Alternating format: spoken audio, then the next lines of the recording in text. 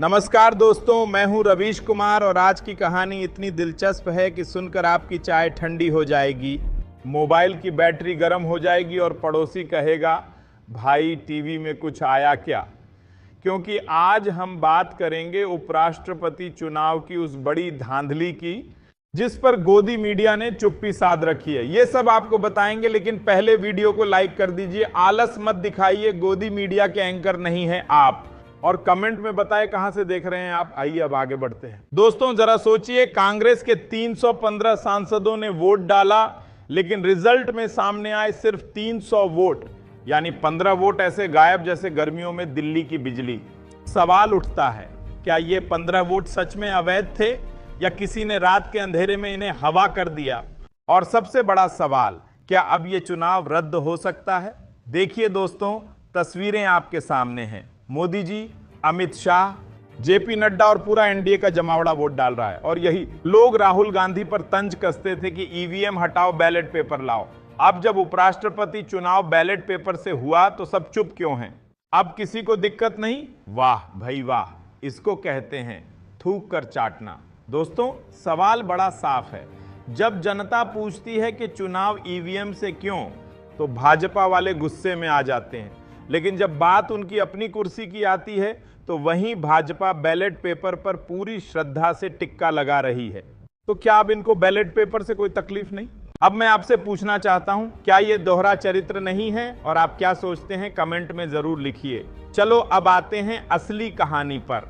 कांग्रेस के वरिष्ठ नेता जयराम रमेश ने ट्वीट किया, हमारे सभी 315 सांसदों ने वोट डाला है, 100% वोटिंग हुई है।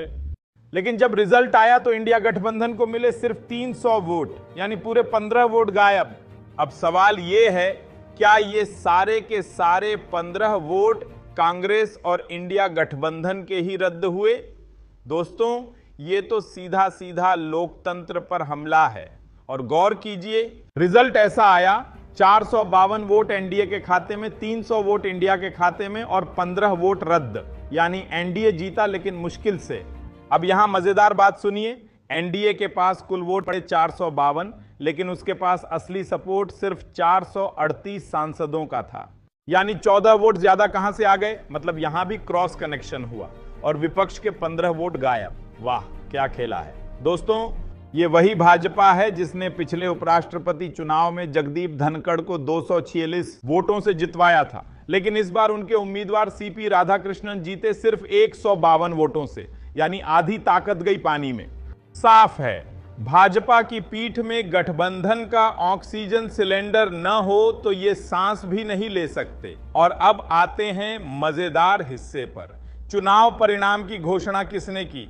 राज्यसभा के महासचिव पीसी मोदी ने। अब नाम पर ध्यान दीजिए, मोदी, मतलब यहां भी मोदी वहां भी मोदी।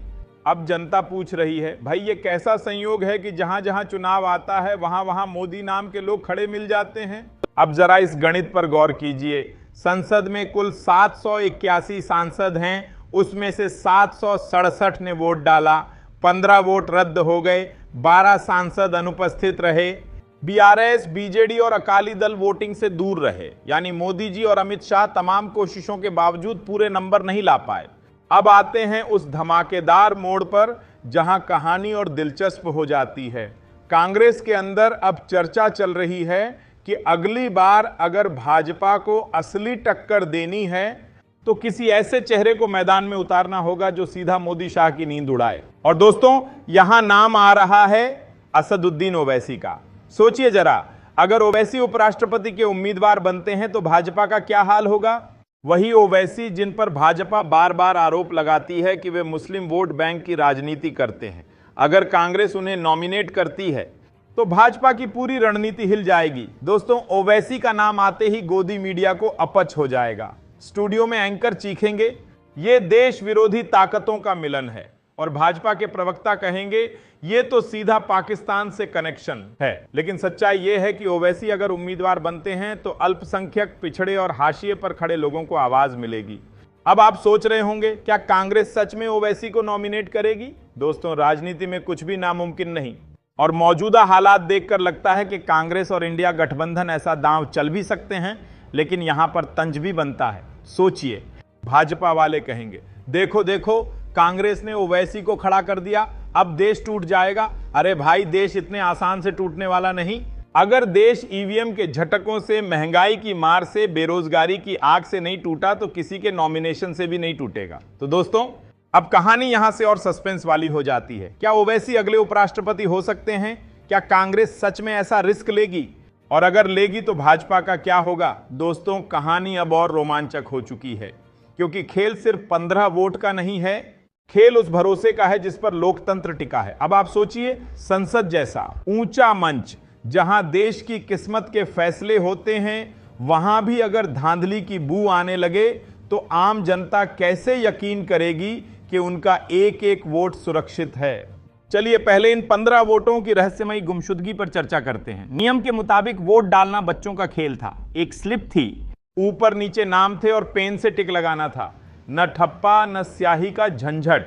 अब सवाल उठता है, भला सांसद जैसे अनुभवी लोग कैसे गलती कर सकते हैं? क्या उन्हें नहीं पता कि किस पर टिक लगाना है? या फिर यह गलती दरअसल जानबूझकर किया गया खेल था? यानी साफ साफ शक यहां जाता है कि ये वोट विपक्ष के ही थे और उन्हें अवैध घोषित कर दिया गया। और ऐसा क्यों किया गया? ताकि भाजपा अपने नंबर गेम में सुरक्षित रह सके। वरना सोचिए, अगर ये 15 वोट भी कांग्रेस इंडिया गठबंधन के खाते में जुड़ते तो मुकाबला और नजदीकी हो जाता। अब भाजपा की हालत समझिए। एक तरफ 452 वोट पाकर भी जश्न ऐसे मना रहे हैं जैसे वर्ल्ड कप जीत लिया हो, लेकिन दूसरी तरफ उनके चेहरे पर पसीना साफ दिख रहा है, क्योंकि उन्हें पता है कि 2022 वाले चुनाव की तरह प्रचंड जीत इस बार नहीं मिली। इस बार उनकी हालत वैसे ही है जैसे किसी बच्चे को पास तो कर दिया गया है, लेकिन ग्रेस मार्क्स देकर। अब आते हैं विपक्ष पर। विपक्षी दलों को अब यह मुद्दा मिला है कि चुनाव की पूरी प्रक्रिया पर सवाल खड़े किए जाएं। राहुल गांधी और कांग्रेस पहले ही कह रहे थे कि ईवीएम हटाओ, बैलेट पेपर लाओ। भाजपा वालों ने तब मजाक उड़ाया था। अब जब बैलेट पेपर से चुनाव हुआ और 15 वोट रद्द हो गए तो सवाल यह है, अब भाजपा किसे दोष देगी, बैलेट पेपर को या खुद को? दोस्तों, यही तो राजनीति का मजा है। जो बात कल तक मजाक लगती थी, आज वही सवाल भाजपा की गले की हड्डी बन गया है। और यही मौका कांग्रेस और इंडिया गठबंधन भुनाना चाहते हैं। अब जरा सोचिए, अगर विपक्ष सड़क पर उतर गया, आंदोलन शुरू कर दिया कि चुनाव प्रक्रिया में धांधली हुई है, तो मोदी सरकार किस तरह बचाव करेगी? याद रखिए, यह चुनाव किसी पंचायत या नगर निगम का नहीं, देश के उपराष्ट्रपति का है। और अगर इस स्तर पर धांधली की चर्चा उठे तो लोकतंत्र की साख कहां बचेगी? यहां एक और दिलचस्प मोड़ आता है, असदुद्दीन ओवैसी का। अभी तक ओवैसी को भाजपा हमेशा वोट कटवा कहती रही है कि वो सिर्फ मुस्लिम वोट बैंक के सहारे राजनीति करते हैं। लेकिन दोस्तों, सोचिए, अगर कांग्रेस और इंडिया गठबंधन उन्हें उपराष्ट्रपति पद के लिए उम्मीदवार बना दें तो पूरा समीकरण बदल जाएगा। क्यों? क्योंकि इससे भाजपा के पास नया नैरेटिव बनाने का मौका तो मिलेगा कि विपक्ष मुस्लिम कार्ड खेल रहा है, लेकिन दूसरी तरफ विपक्ष के पास भी मजबूत जवाब होगा। वो कहेंगे कि देश का संविधान सबका है और उपराष्ट्रपति पद पर हर समुदाय का अधिकार है।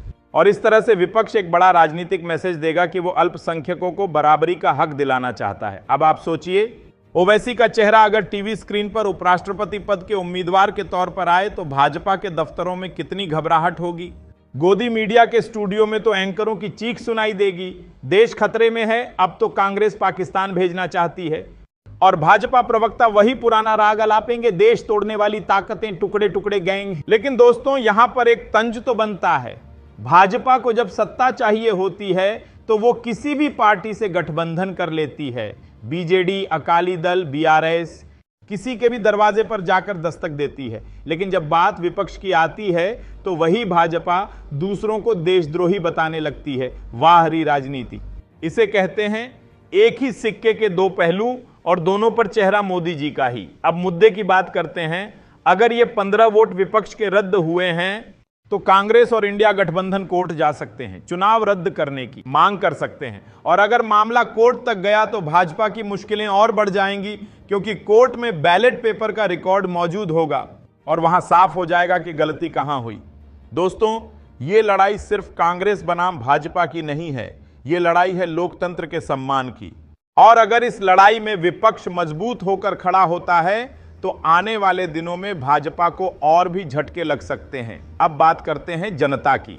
जनता अब ये सवाल पूछ रही है, अगर सांसद जैसे लोग जो लाखों करोड़ों जनता का प्रतिनिधित्व करते हैं वो भी सही से वोट नहीं डाल सकते तो आम जनता से क्या उम्मीद की जाए। यानी या तो ये 15 सांसद वाकई में नासमझ थे या फिर उनके वोट जानबूझकर रद्द कराए गए। दोनों ही स्थिति में लोकतंत्र की इज्जत तार तार हो रही है। यहां मैं आपसे भी पूछना चाहता हूं दोस्तों, क्या आपको लगता है कि ये 15 वोट गलती से रद्द हुए या फिर ये सब पहले से तय स्क्रिप्ट थी, एक साजिश? अपनी राय जरूर दीजिए कमेंट बॉक्स में। और अब आते हैं भाजपा की मौजूदा स्थिति पर। 2022 में जगदीप धनखड़ को जिताने वाली भाजपा